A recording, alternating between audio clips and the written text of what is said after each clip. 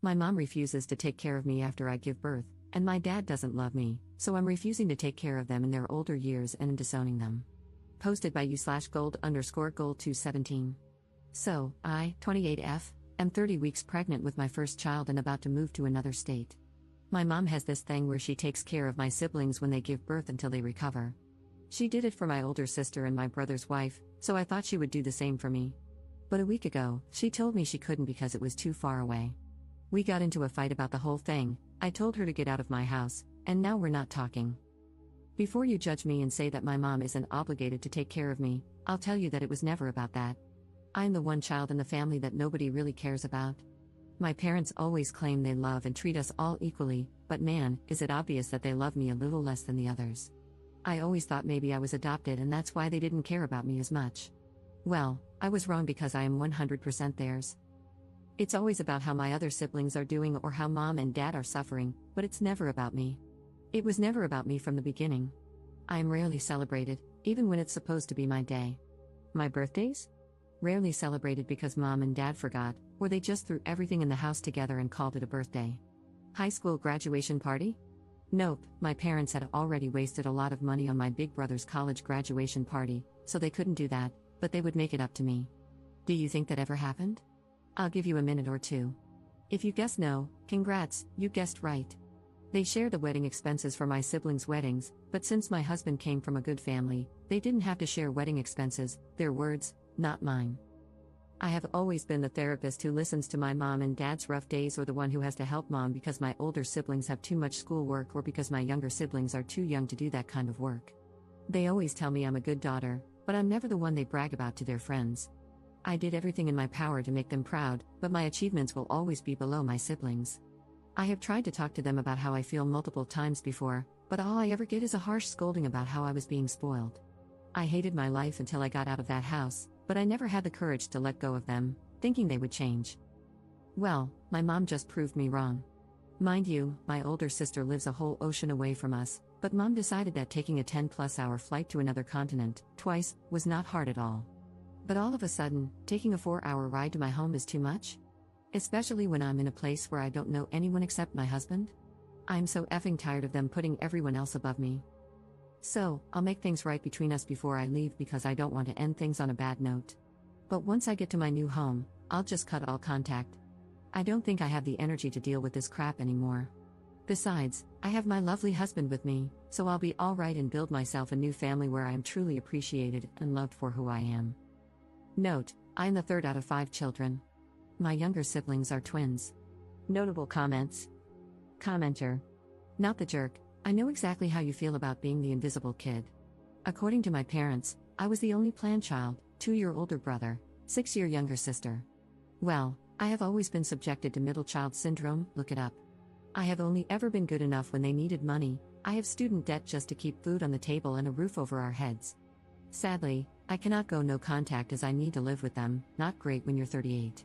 I cannot afford to live on my own here. Go no contact, or low at first, with your parents, as they do not care about you. Believe it from someone who has been there for 10 years longer than you. It's terrible, but once you accept it, your mental health will get better. Just remember that you should never be available if any of your family members, those who do not care about you, ever need help or need to be taken care of. Good luck with the upcoming birth, and make sure you and your husband enjoy this new chapter in your life. Commenter 2. Not the jerk, tell her you can't keep in touch, it is too far away. Update 3 months later. Hello, first, I would like to thank everyone for their kind advice. I was honestly shocked when I saw all of these messages. I really appreciate it. A lot has happened since my last post. I tried to call my parents, but they had blocked me, and I couldn't reach them. Still, I was determined to get the closure that the younger version of me wanted. So, I called my older brother and asked if we could meet up and talk about the situation. He told me that he wouldn't meet up with me after what I had done to our mother and berated me, saying that I was an ungrateful person and that mom was under a lot of stress and pain because of me. I told him that it wasn't fair for him to just assume I was the villain and that he couldn't even understand my point of view because they didn't treat him the way they treated me my whole life. He knew they treated me like their personal chef, maid, and therapist for years, yet they couldn't even give me the love and attention I wanted just once in my whole damn life. He basically screamed at me through the phone, calling me a piece of trash for saying that, insisting that mom and dad treated us all equally, and claiming I was just a damn narcissist who can't think about anyone but myself. I tried to talk, but my emotions got the better of me, and I started breaking down on the phone. He hung up on me. I even started asking myself if I really was the narcissist my family seemed to think I was. But my husband came to the rescue and helped me through all of this, though the doubt that maybe I was in the wrong still lingered in my head. I guess my brother told my parents that I had called him because Dad called about 2 days later and asked me to meet up at their house. I was about to say no, but I couldn't because his voice was filled with remorse. So, I thought that maybe, just maybe, we could get past the whole thing, and I could drop the thought of cutting contact, even if Mom didn't want to help out. After about 3 days of talking to my dad, my husband and I went to their house to talk. I thought it was going to be just me, my husband, and my parents, but they had also invited my brother and his wife. As soon as we sat down, my dad started talking about how disappointed he was in me and how things shouldn't have led to this. I told him he was right, things shouldn't have escalated to this point, but I had assumed that since Mom helped take care of my sister and my brother's wife, she would do the same for me. Instead, she just favored everyone else over me, and it was frustrating. I told them how I had felt for years and shared everything I had said to you all. But they all acted like they didn't care, which honestly hurt like hell. At that moment, I knew I didn't mean anything to them, so why was I fighting to be part of a family that didn't want me? My husband was about to speak, but I told him not to. Everyone gave their opinions, basically blaming me. Then Dad asked if I wanted to say anything to Mom. I told her that I was sorry because I didn't want any bad blood between us before I closed this chapter and moved on with my life, but she didn't say anything back.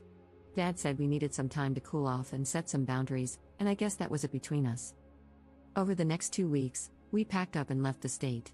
I didn't tell anyone where my new house was. Only after I had arrived and settled down did I write a long message explaining everything they had done and how I felt.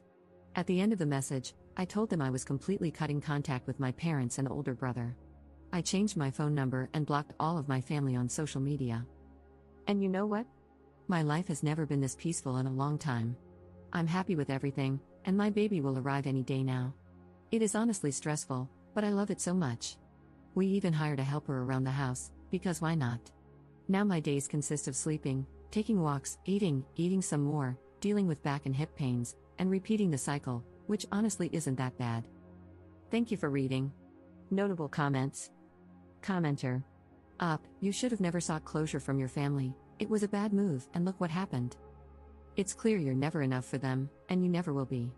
Cut off all contact with the people giving you trouble. There's a difference between being spoiled and simply wanting to be acknowledged. You're a wife and soon a mother. Your husband and your child are your number one priority and will always come first. You don't need your parents or your siblings, and your child especially doesn't need aunts, uncles, and grandparents who would honestly treat them just like they treat you. This is the start of a new chapter in your life.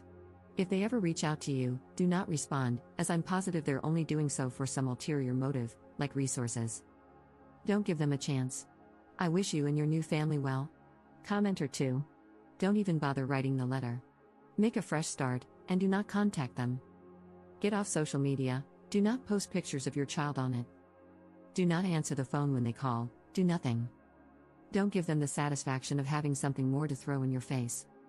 Just go, live well, because that is the best revenge.